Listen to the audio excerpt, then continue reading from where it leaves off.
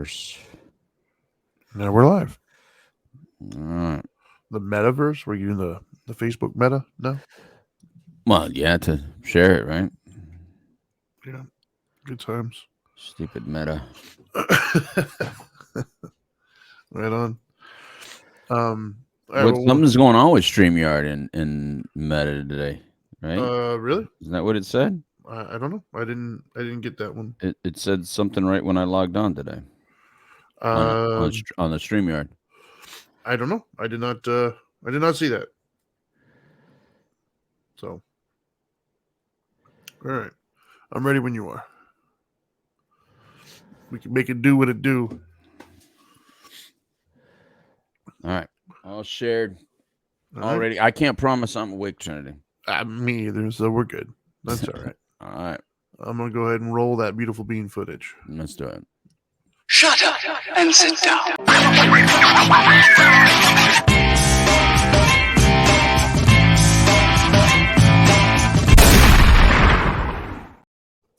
Boom.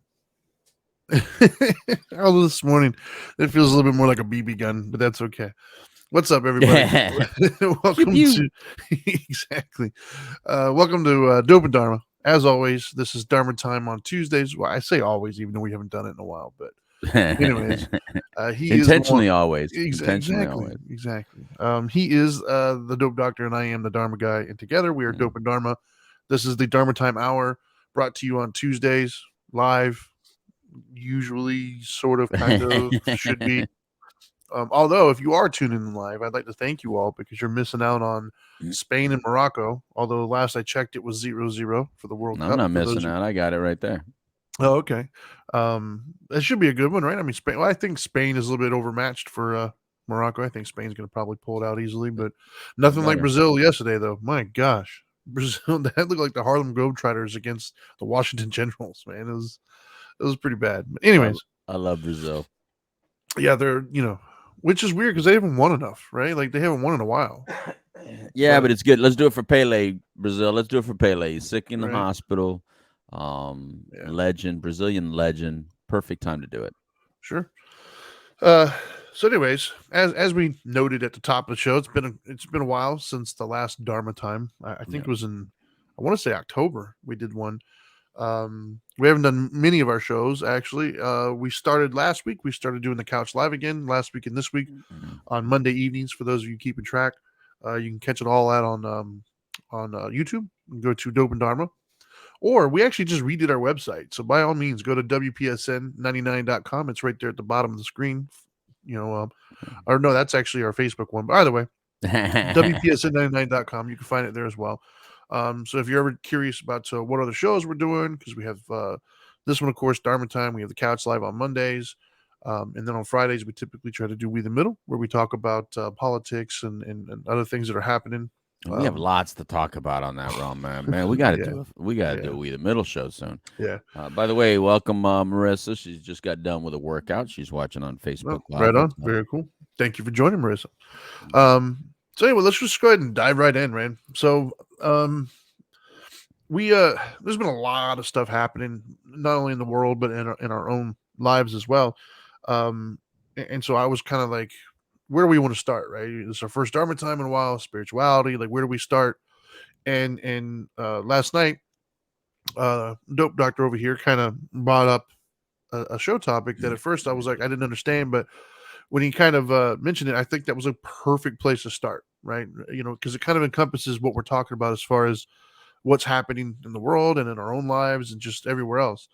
And so the title of the show today is Commit. And what we mean by that is whenever you find your path, whatever that may be, right? If it's a religious path, if you found your religion, if it's a spiritual path, if you found your whatever your spiritual kind of awakening or whatever it is, you kind of have to commit to it, right? You kind of have to kind of go all in. And what I mean by that is so when I first when I first came across Buddhism, I thought it was complete BS. I'm gonna be honest with you. I was an atheist. I was raised in a Christian household. At some point, that stopped answering questions for me. It just stopped. I stopped vibing with it for whatever reason. And so I kind of went way far off the deep end as far as anti-religious anything. So if it even had any religious undertones, I was anti. I didn't want anything to do with it. And then, my life started to kind of become more and more difficult, and I needed something.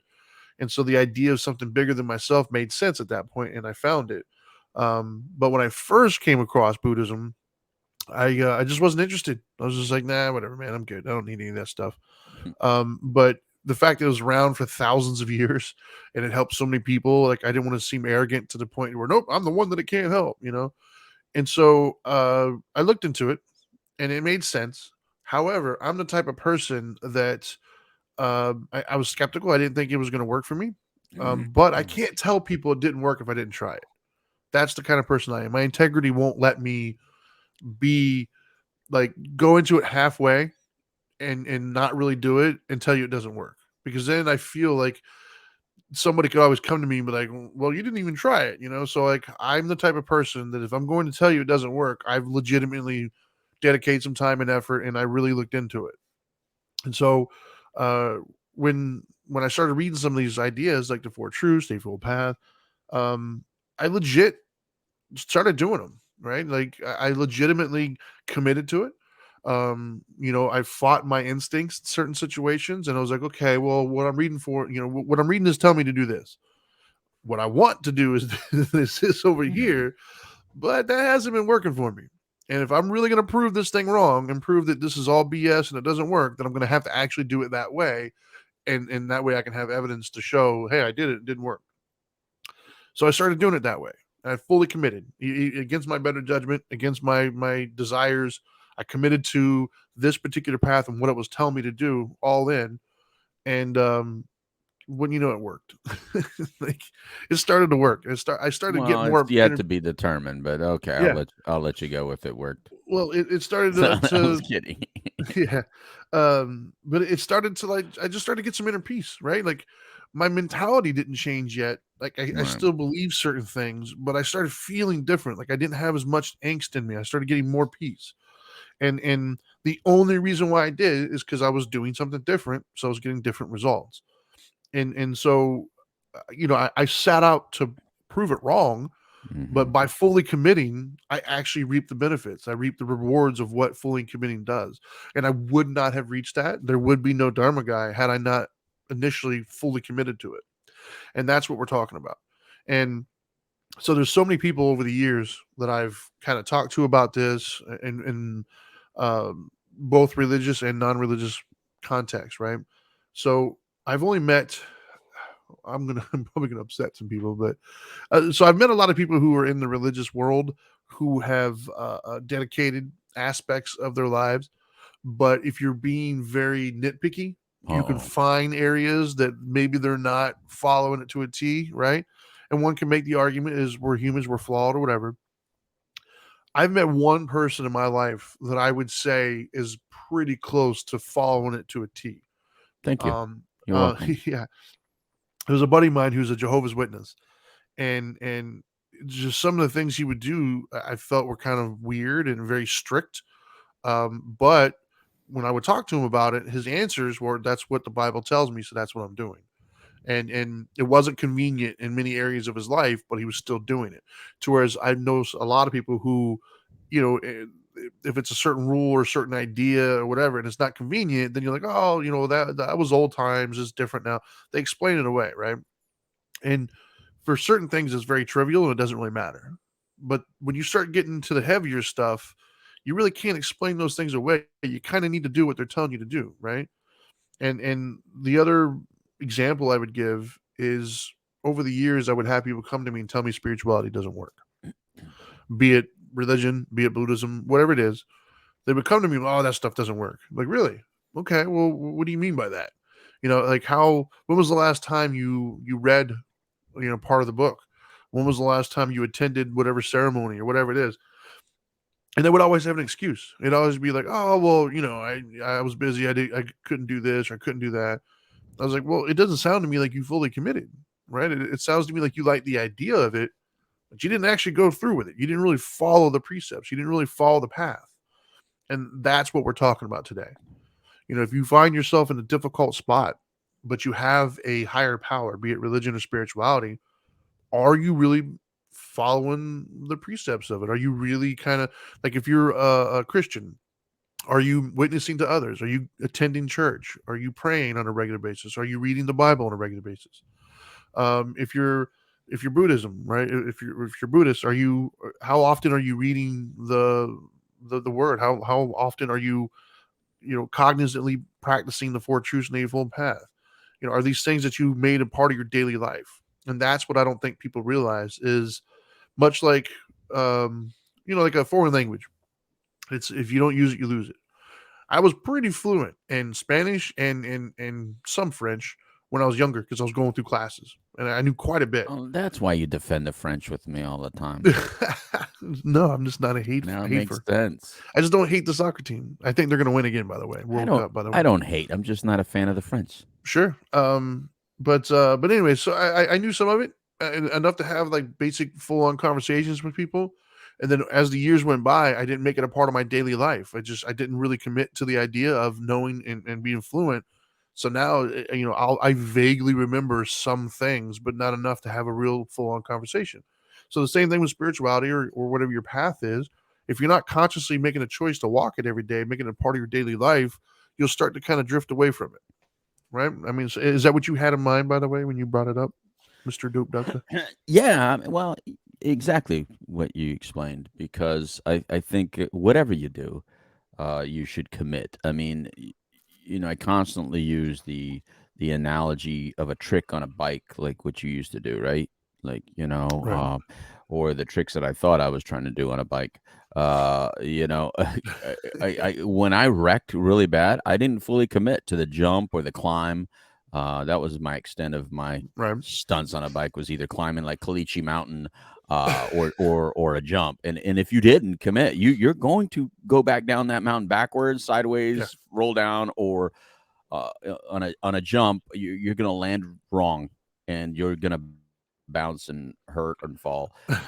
So the only way to really do things is by commitment, and it's Yeah. no different in life. I'm not a plan B kind of person with certain things. With career, I don't think you should be a plan B. Now, that's not saying put all your eggs in one basket. What I'm saying is, mentally and physically, you do what you want to do. No plan B. If you want to play music, and you say, I want to be a musician, blah blah blah, that's what I want to do for the rest of my life, but then you go work at a restaurant and you go, get an accounting degree, whatever. Well, you're not fully committing. Now, I'm not. You think you're playing safe, and I know your family and your parents probably says you got to get a degree, you got to have a job just in case. A lot of people don't make it, but if you want to play music, it's not about making it, it's about playing music. So whether you're that person that at 50 years old you're still playing dive bars, or you're the rock star, that's irrelevant. The money is irrelevant at that point if what you really want to do is play music, because little money or a lot of money, you'll find a way to live with both, by the way. Right. So that's not the issue, and it's no different with spirituality or faith, sobriety, recovery, working on mental illness, whatever your challenge is, whatever you're trying to do. If you don't fully commit to it, then you're half-assing it, and if you half-ass, you get half measures availed us nothing, is what so many of us say, right? You get nothing out of it, and then you blame the process rather than trusting the process and commit to it. Like, there's a reason you got size 36 arms. You know what I mean? And that's because real early on, when you had, my size arms, like when you were 5, you started lifting your rattle, and you knew, wow, I'm gonna keep lifting my rattle with this arm and lifting my bottle with this arm, Right, you and got me on that one. I'm gonna trust the process. And then, and as time went on, you're a beast, you're a monster. The growing the beard, it started off as stubble, and then you allowed the stubble to grow into hair, and then you allowed the hair to get past the itchy stage, then you allowed it to get longer and longer to the point where it got to your beard. Right. I'm still astonished when people look at someone like with a beard, like, you, oh man, that's impressive. What's impressive is that you committed. That's the impressive part. Your Right. hair would grow too, people. Yeah. Just you choose to, like, at some point say, I can't do this. I'm not willing to go through the weird stage or the ugly stage or the stage that I don't want. And it's Right. no different with spirituality. If you don't commit to it, it cannot help you when you need it most. And let me tell you something, we all get to the point. Every human on this friggin' planet gets to the point where you're in a foxhole of some type and you require something. And if you have faith right there that you've learned that early or some point in time in your life you said that you wanted to belong to or commit to, and you can't use it while you're in that foxhole, then why even have it? Why have it? It's like pulling out an empty gun and aiming it at me. You just screwed up, because if you're not firing that weapon, I'm going to grab that thing from you and I'm going to knock the hell out of you out with the butt of that gun. Can I say that on the Buddhist show? And I brought it to violence. Isn't that Say weird? whatever you want, man. But that's the truth, right? Like, if you're going to pull it out, use it. If you're going to have it, use it. Right. And that's the only way to even have it, in my opinion. And you even use profanity, and we're good because we're not on Monday night. Dude, last night, our guest on on Monday nights, people, we're on actually radio station, and you can't. And look, this is the I've gotten so used to being like this, the I can cuss here, right? Yes. Well, yes. some of our guests aren't used to that transition, so if they come like on this show, they can cuss. They go on that show, and it's like, all right, there's rules now. Remember, there's FCC out there, and I'm not paying a fine. Dr. Pichardo did what, twice, I think you said? Yeah, but he's going to Spain. He ain't paying the fine. Yeah. Oh man. No, but you're three times, I think. You're right though. On a religious station, by the way. That's a gospel, that kind of station, right? No, you're right. Actually, using the example, for instance, of doing stunts and things of that nature, right? Oftentimes, you know what? I'll never forget. There's a God, this was years ago now. Show Biggest Loser back in the day. I was watching it, and they were trying to, for those of you aren't aware, I guess, Biggest Loser take really large, morbidly obese individuals. They train them and do things and help them lose weight.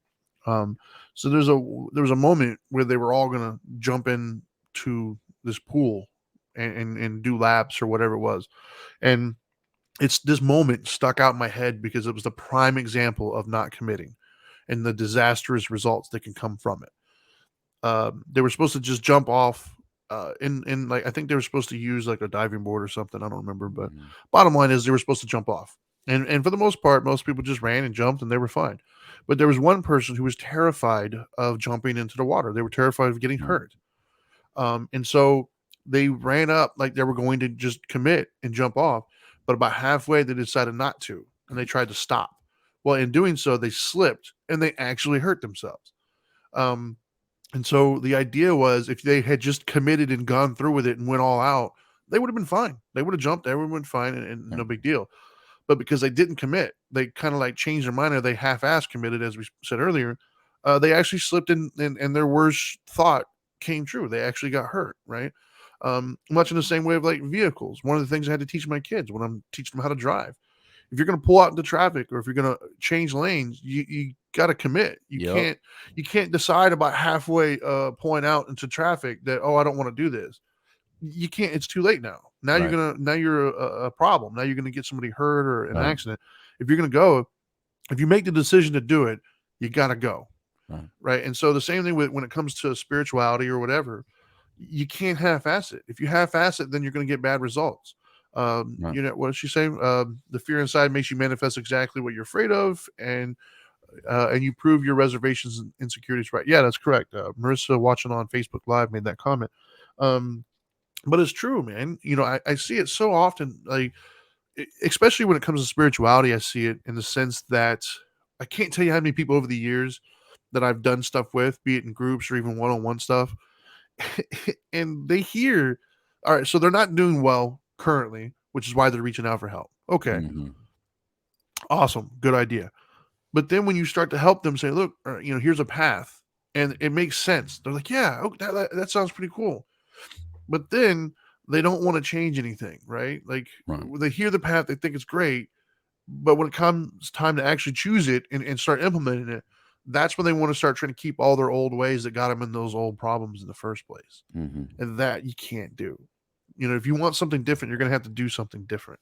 And these cliches, they sound cool, but they're true, right? They're around for a reason. You can't half-ass it, man. For me, that's So, and I'm not that dude that half-ass things. If I make my mind up to do something, I am that guy that goes in full-fledged, right? So Mhm. when I decided spirituality was going to work for me, when I looked into it, um, once again, I just dipped my toes at first, and then as I started reading things, it started making sense on an intellectual level. Like I didn't agree with it, but I could understand the science behind it, if you will. So when I finally made the decision, like, okay, well, this makes enough sense where I really want to do this, dude. I read way too many books. I watched. There's like a 10-hour documentary. I watched it uh almost all in one sitting. Like I committed, I went all in, and I had this massive transformation in my life relatively quickly. It's not something that took me 10 years. It took me more than 10 years to get to where I'm at currently, but to make that initial adjustment where I started experiencing peace, I started experiencing what a healthy spiritual path can, provide you. I started feeling that really early. Within the first like couple weeks to a couple months, I started feeling like, whoa, there's something to this. Mm. That doesn't mean I didn't make mistakes. That doesn't mean I didn't get off the path occasionally, but like I had enough that I knew that okay, this is something I need to be doing. And that's because I fully committed. I made sure every day I read some stuff. Like, a matter of fact, at the time when I first got into it, I was working nights. I had a newborn and another one on the way. I had a bad relationship, but so I couldn't sit there for 6, 7 hours and really kind of focus on stuff. So what I did instead was every night there was some quiet time. Instead of vegging out or watching TV or whatever, I would crack the book and I would read. I tried to read a chapter a day, but what I did was because too often, and maybe whoever's watching this, maybe you guys make the same mistake. I would sometimes read stuff to get through it, not to understand it.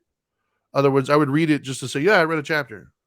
Did I did I really understand what I just read? No, but I read it. So what I would do is I would try to read a couple pages a day, more if I could get through it, but I would read it multiple times to really wrap my head and understand the philosophy in which they're trying to get me to understand. I wasn't just reading it to finish the page. I was reading it like, okay, what were they saying to me? What am I taking out of this? And so it took me a while to read the book because once again, my first read through, I probably read it 4 times. My first read through, and then since then, over the years, I've read that same exact book. Oh my gosh, man. I probably read that particular book, I'd say at least 15, 20 times over the years. Jeez. And each time I've got something different from it. I'm at a different point in my spiritual journey to where something speaks to me a little bit differently or I understand it differently. Do I sit down and read it from front to back like that no, I mean, but over the years I've read here and read a chapter or whatever. And then of course multiple other books and documentaries, things of that nature. The point is you got to commit, man. You can't half-ass it. You really can't. Because what's going to happen is you'll get into it. It makes sense. You start to try it, but then you don't want to give up the conveniences that you've grown accustomed to, right? As a fitness journey or fitness trainer, there was a meme that I used to post that I thought was hilarious, and it says, "I would do anything to lose weight except for change my diet and exercise." You know, and if that's not indicative of us as human beings, right? We get complacent, we get into our little habits, and we want different, but we're reluctant to make the changes to get that difference. And when we do, we kind of like we test it a little bit. And if we get any sort of like friction whatsoever, or if it's not immediately comfortable, oh, I'm not, yeah, it doesn't work. I tried that. But you didn't. You tried it for like an hour, you dipped your Right. toes and it's like, no, I'm good. You got to commit. You got to go for it. You did the equivalent of pulling out in the traffic halfway and then stopping and say, no, I'm good. I tried. No, you didn't. And so I think I see that so much. And so I'm glad you brought the idea up last night because I do think that's a good place to start. Because I think right now, gosh, dude, it's been rough, right? Like COVID, I think, kicked off this weird thing that we're all living with now. I think the ripple effect of what COVID caused is still happening. I think locking people away for the amount of time that we were and kind of being shut off hurt us, of course, financially for a lot of people. But then mentally, I think it really did a number on us, our children, everybody. And I think we're all still kind of recovering from that. Like we all have COVID quarantine PTSD right now. Um, and I don't mean to say that in a light humored way, but like I I look around and I talk to people and I see things like it really impact. I don't think we are fully aware the depths to which that really impacted us as a society. Right. I see a lot of people struggling and with politics, of course, and we're getting ready to have a presidential election here in this country, which is going to get probably nasty for some people. So I really think that right now is a good time if you're struggling to find something, find a spiritual thing for yourself and fully commit, figure out what that looks like and walk that path. What do you think, man? Have you seen some of the same stuff? Because you travel a lot. So Yeah, and in traveling is where I saw the PTSD from COVID more, to be honest with you. I bet. Especially in the Northeast. When I went up to the Northeast area, the Jersey, New York, Pennsylvania, Maryland, Delaware, that whole area. Right. Probably more so the Jersey, New York area, to be honest with you. Really? The amount of PTSD and all the nursing staff and the medical Oh, I staff that I bet. s- that I Yeah. speak to, when I mention that, like because part of when I speak, I get into some of uh, medical and nursing, obviously, because I'm talking about a medication a lot of times. So when I get into that, I could see it in their face, and then when I speak to them afterwards, I realize that it's not just the quarantining part, which obviously a lot of people just did not deal with that well, Yeah. and are still struggling with that. But the death, the Yeah. death, and the Yeah. fear of death, the fear of death in some people, I take it for granted how I don't fear death. Um, Same. in and I used to wear it as a badge of courage, like a cockiness. So I probably did fear death, but I would like be arrogant and cocky about it, like to not fear it. But when I watch how others have responded to the fear of death that we just all experienced, I do realize, wow, it became a thing for me. So at first, it might have been fake for me, as a little kid, but then it became real. At some point, it became real in that childhood, and so I really don't have that same fear that some of these people are still terrified, Yeah. and they're absolutely terrified. And I have to respect that. In getting back to the theme of committing to not only your faith but to something, it's like you're living, right? So don't live to die. Don't live in fear Yeah. of dying. We are all dying.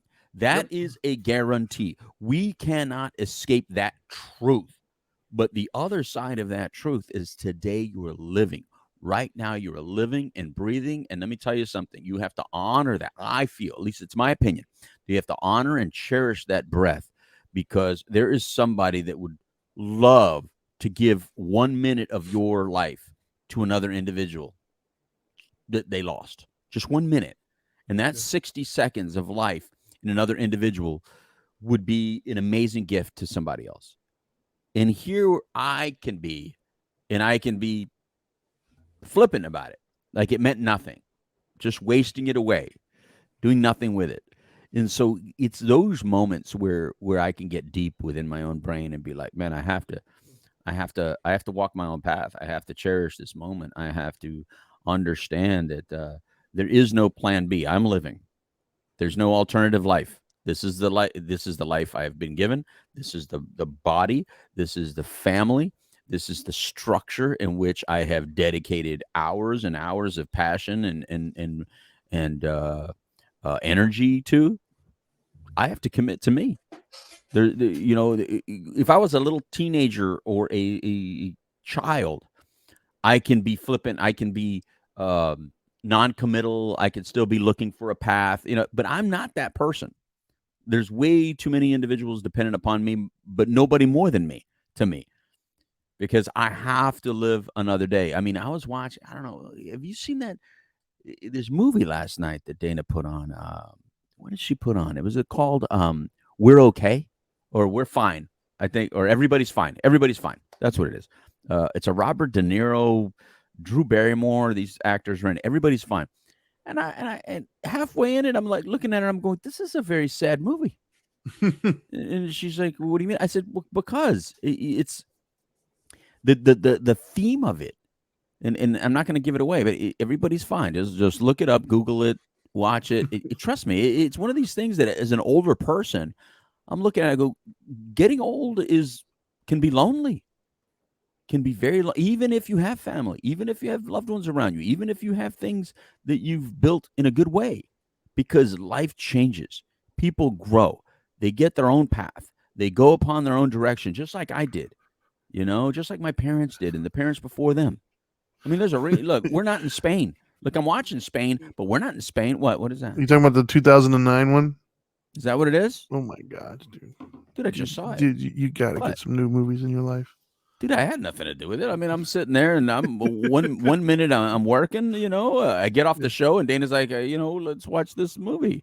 I'm like, all right. It was actually really good. Right on. But what I'm saying is that and by the way, old movies you're going to tell me old movies aren't good? You No, haven't watched old movies? I didn't say that. I didn't say that because I'll still watch some older movies. I did not say that. I've watched The Godfather probably just as many times as you've read your Four Truths. At least parts of it, not in whole, but at least like another 10 minutes of it. Luca Brasi sleeps with the fishes. That's why you know that line. But anyway, so yeah, I think that in relation to this, I don't look, if you're out there and you have a different faith, if you're a Catholic, a Christian, a Muslim, Jewish, I rarely see, you brought up a Jehovah's Witness, and I'll tell you something about religions like that. There's certain religions that I find less and less people that are flippant about their religion and faith. Right. I don't see a lot of certain religions cheat a lot like I was raised. And, I'm not blaming the faith I was raised in. I happen to like it because you can kill somebody and apologize for it later. I just had to, say some Hail Marys and go in that little booth and I'm good, and don't hate, don't send me the hate mail. Let's keep it to yourself. I still the dope think doctor at you. I like it. But the fact that I was raised with something gave me something. The fact that I was raised with something gave me something. Right. It taught me respect of other faiths, even of that one. And it taught me respect of doctrine, even of that. I don't have to believe in it, but I will respect yours, and I will respect the process of the ritual. And I think what I like about Buddhism has always been, and I've loved it since college when I learned about it, was the fact that there was a lot of common sense attached to it without a lot of the grandeur that I was raised with. It didn't have all the flair, it didn't have the leadership, it didn't have all the rules, yet it had some common sense things that I could commit to. So I did very early on. Now I didn't know, because I'm not a practicing Buddhist, but one could say, yeah, I do practice Buddhism because I practice a lot of the same things that are Buddhist philosophies. I think a lot of people do within my life. And so I have committed to certain things of how to live for myself and for others, and that has reaped the rewards. So yeah. Yeah, and there's something I want to touch on that you said earlier, because it just made me think of my own life in that sense. You said everybody's living, right? And are they? Like I know for me, I got into a point in my life where I was so fixated on just doing this and getting through the day that I really wasn't living. I was surviving, right? Like I was surviving through the day, right. And I got accustomed to that, and I thought that that's what life really, that was it. Like your choice is either death or surviving. Because I had no shortage of drama or things that just weren't working in my life. Like like most people, right. I could look around and just be like, "Yo, this sucks. This sucks. I don't like that. This is difficult." And those are all true, right? But that doesn't mean that's all you can focus on, right? Like there is a way. You don't have to suffer from stuff, right? And for me, that's what spirituality, more in particular Buddhism, brought to me, right. Was this notion that things can suck. That doesn't mean you have to suffer from it, right? You can acknowledge it and move on with your day, right? And so that's when I found out, for me, this little rut that I found myself in, this complacency, I thought I was like, I'm living, I'm alive, man, right. But I wasn't. I was surviving. I was avoiding death every day, but I wasn't really living my life. And For me, that's why I think spirituality and committing to it is so important. Right. Because when you start to commit to it and you start to kind of go through these things, it's like the great Deion Sanders, right? Ooh, I love prime time. If you look good, you feel good. If you feel good, you play good, right? It's all connected. Like even Just like with he committed to Jackson State. No, I was kidding. yeah, he did. And then now he's committed to That's right, yeah. Colorado. But anyways,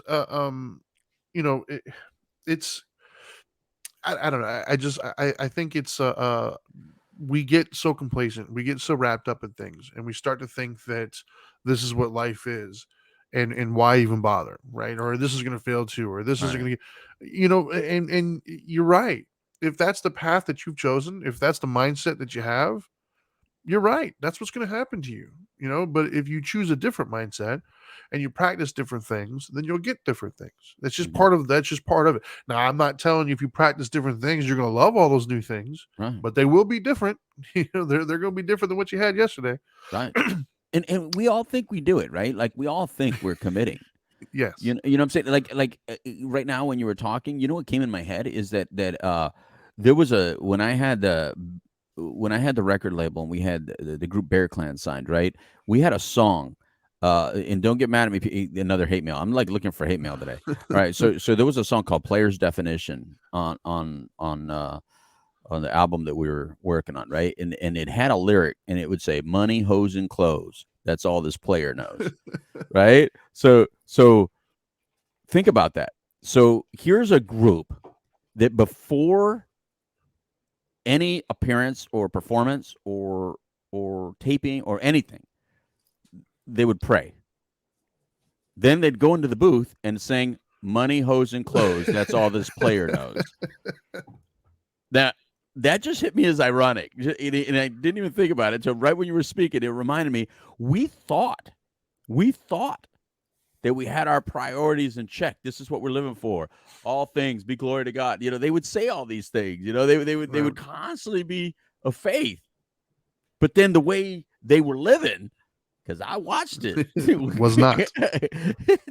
there was nothing faith driven about the Right. lifestyle these brothers were living, and so which led to the demise of the group and the Sure. label. But that's one of the things that we feel because we do a prayer every once in a while, or we feel because we do some sort of ritual that is faith driven.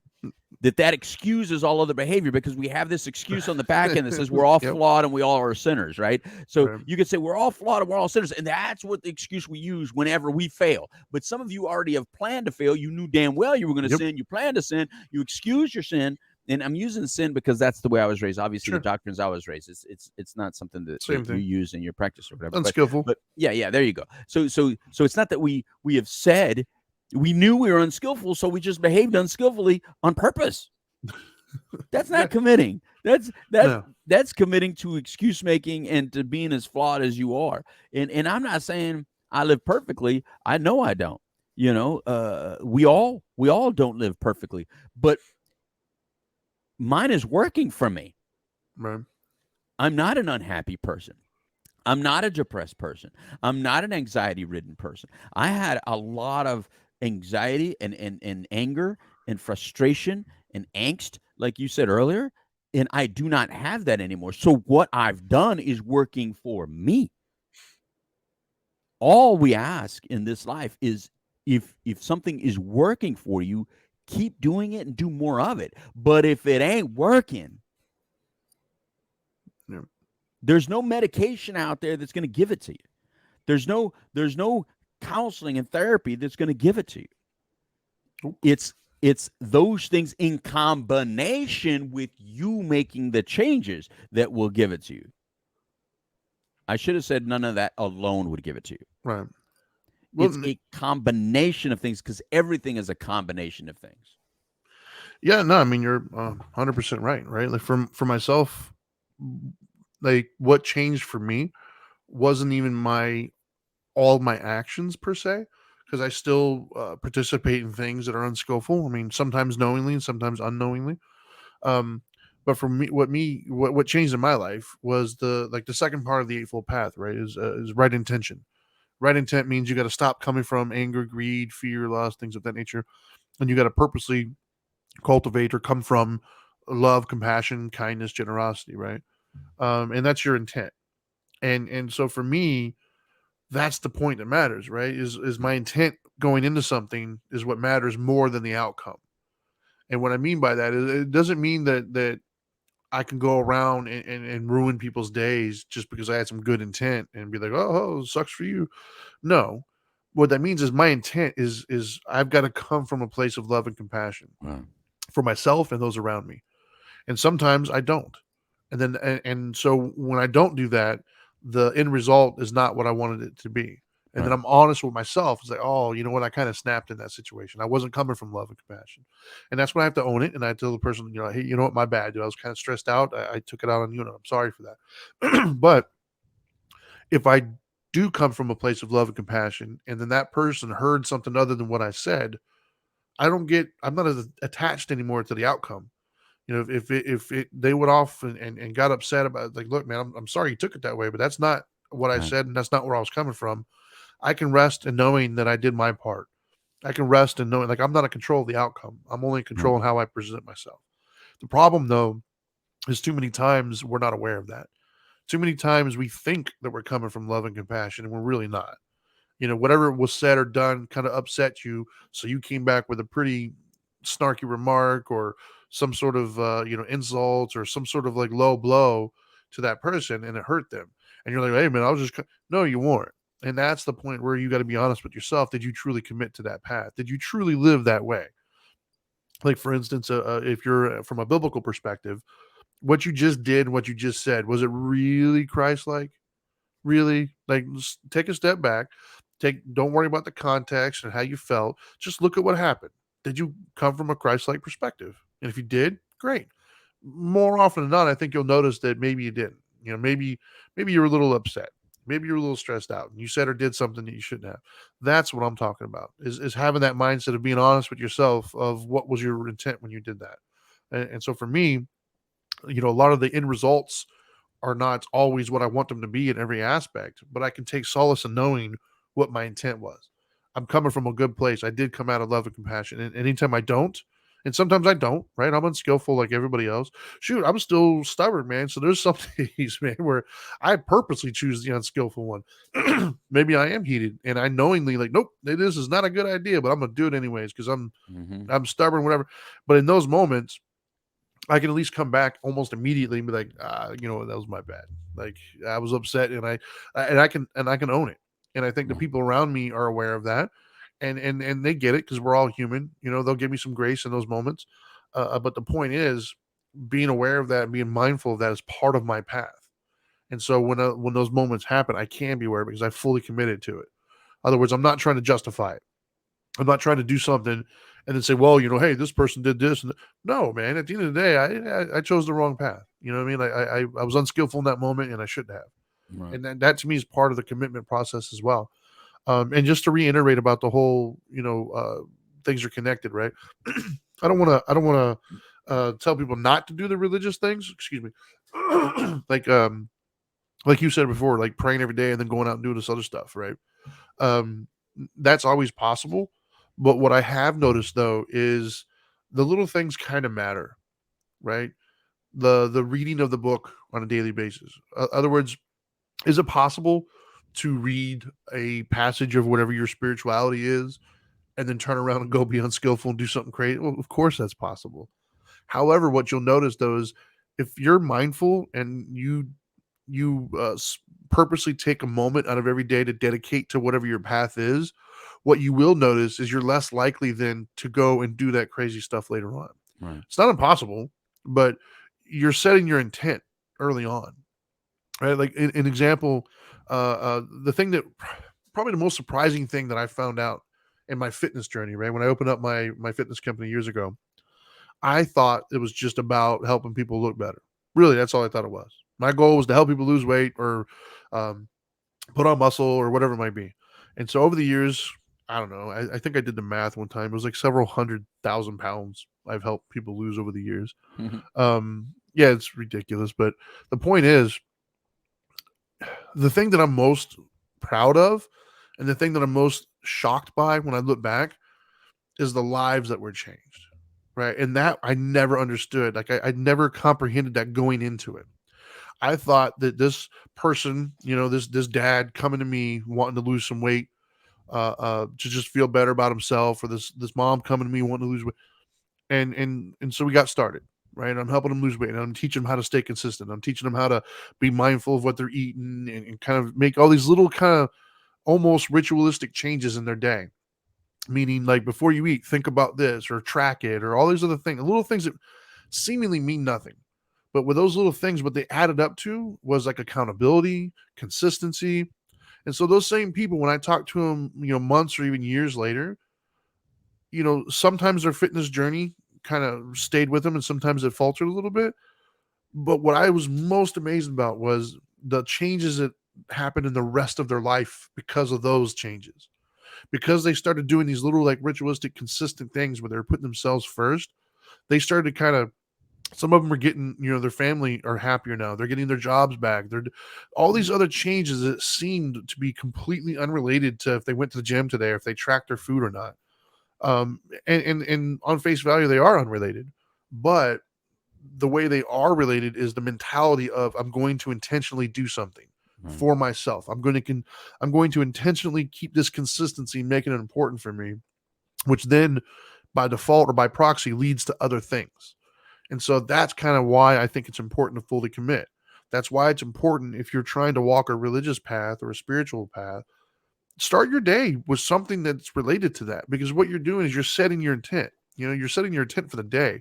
It's easy to get caught up in stuff and forget, oh yeah, I'm trying to be this, it is, man. Even for me, I'm the Dharma guy, dude. But if I don't do something through the day to kind of remind myself, I can get so caught up in the drama of life that I can look back at my day sometimes and be like, dang, dude, this wasn't really a skillful day for me. And that's why it's important, even for me and for everybody, to start your day off with the intent. Set the intent right off the bat, man. If you're a Christian individual, read a passage of the Bible or something, or read like some scripture. If you're Muslim, same thing, read some of the Quran. Whatever it is, your spirituality in today's world with all these apps and everything else, there are ways for you to incorporate it into your daily life very easily. And that's how you set your intent, right? It's much of the same as like gratitude, right? Start off your day thinking something you're grateful for. And if you start every day off listing like a couple things that you're thankful for that day, what you'll notice is when, at the end of the day, when you look back, you might notice that you're a little less negative throughout the day, right? Because you didn't start out thinking, oh God, dude, I gotta go to work, I gotta do this, it's stupid. You didn't start off thinking that way. You started off thinking, man, I'm grateful for this, I like this, I'm happy for this, which then led to how you interacted with everybody throughout the day, and it's like a ripple effect. And that's what I mean by commitment. You got to commit to it, man. You got to commit to this idea that I want different in my life. And if you do the little things, you'll notice that eventually they'll add up. For me, I never in a million years thought that I would be practicing any spirituality, let alone being the Dharma guy. Like, a matter of fact, when Louis first brought it up to me, I laughed at him. I was like, what? No, that's not who I am. But I just did the little things. I wanted different. I realized I wasn't happy where I was at, and I made little changes consistently enough, and I kept doing it, and I fully committed. And then, 10, 15, well, I don't know how, it's been at least 15 years now. It could be longer. I look back and I'm like, wow, look at the journey I've been on, and look at the way people perceive me. So, but let's correct that. You said you weren't that guy, and I said you are that guy. Just I didn't see be myself yourself. as that guy. Yeah, well, but you were already living it, is what I'm saying. In other words, Right. I didn't say that and then you went and manifested it and created it. I mean, True. you were already being that. You were already speaking like that. You're already doing all that. And so all I did is offered you a venue and a place, and put people in front of you for you to just be yourself with. And then naturally it came out. Right. Which is interesting because we both planned very differently. I remember you've gotten a lot more like me in these past few years. So I apologize for that. You're a bad influence, man. I am a bad influence. You used to be, you had to have a plan. You made lists. I still do that. You're very you just don't tell me. Yeah. You were very structured. And So I thought that was really cool. But it's the natural, right? It's the natural stuff. Yeah. And I think that's why we get along so well. I think we get along so well because we're just at the end of the day, we could turn off the microphones, turn off cameras, and we're still ourselves, right? We're still who we are, Yeah. and that's why we do it the way we do it. I mean, we could obviously do it differently. Definitely could do it commercially. I just never really enjoyed the commercial Right. life of this. I never really liked it. I didn't want to sell soap. All those early shows and TV shows that I did, the Couch Live in the early 2000s. I felt like I was selling soap for somebody. Right. They want you to dance like a monkey, but they wanted to create the monkey. They wanted to own the monkey, and I'm like, that's not the monkey I choose to live and I think the same thing with faith. I think you have to be the monkey you are. You know what I mean? I'm faith driven because it feels good.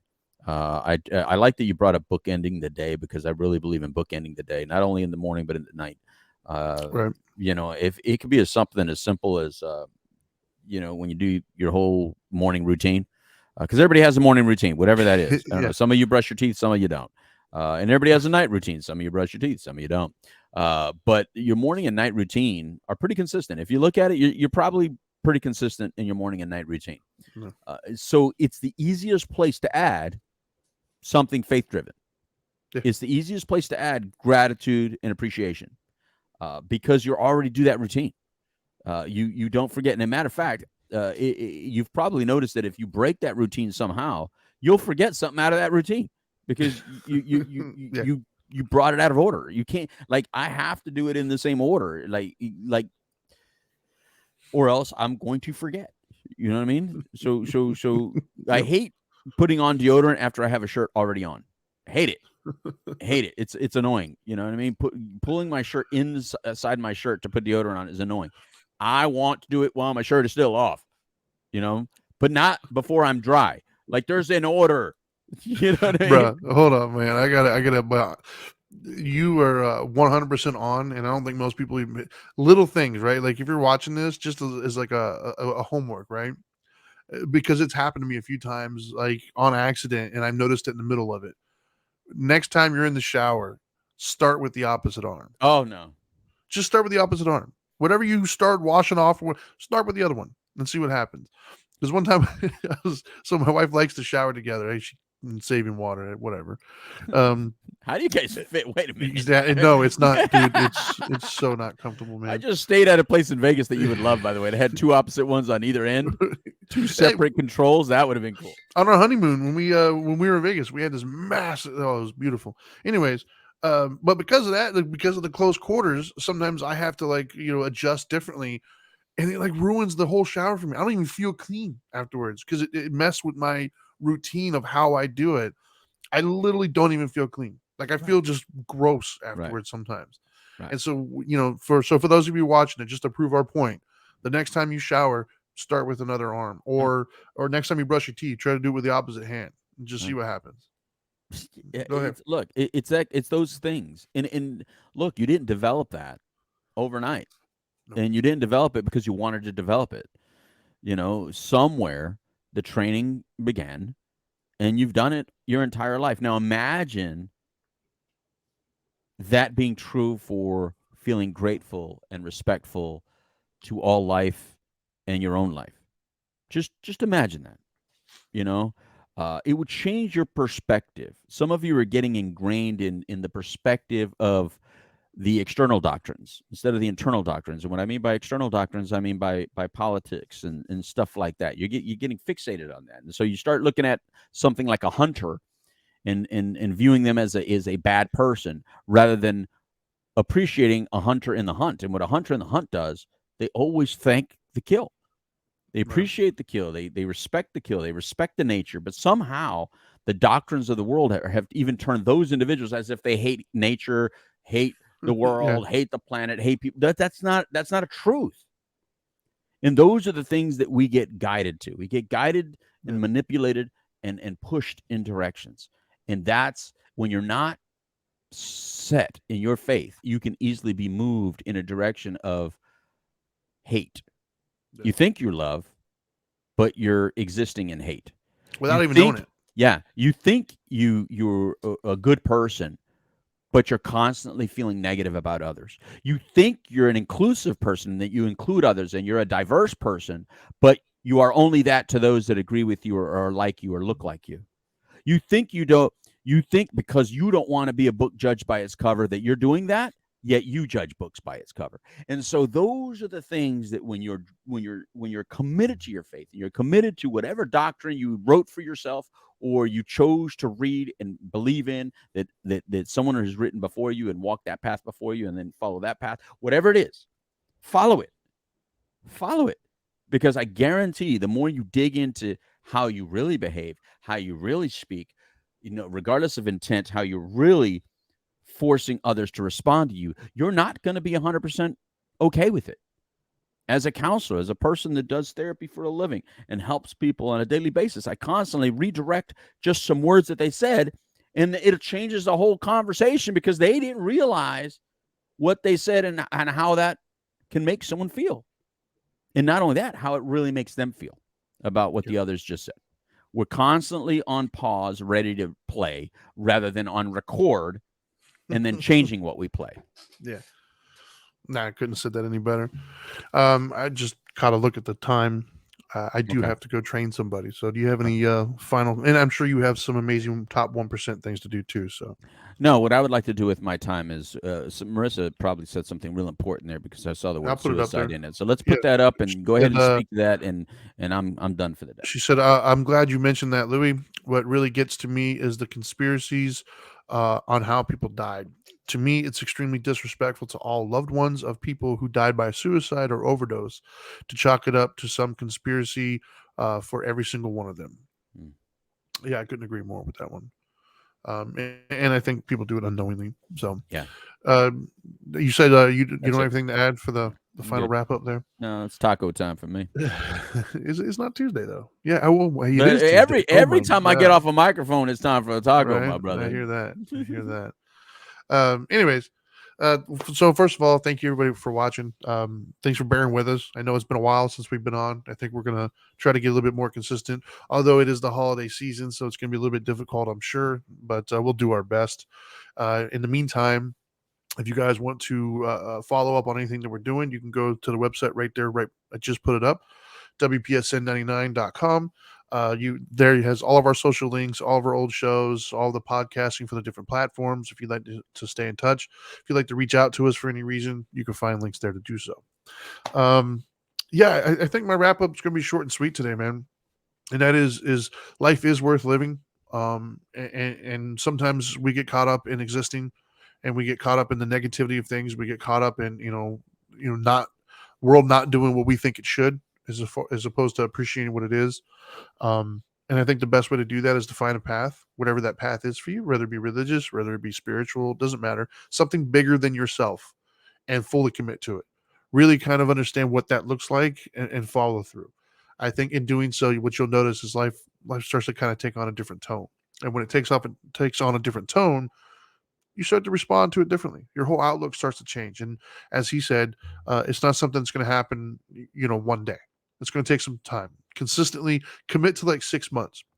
Say to yourself, I'm going to do whatever this path is, and I'm going to truly commit to it for 6 months and see what happens.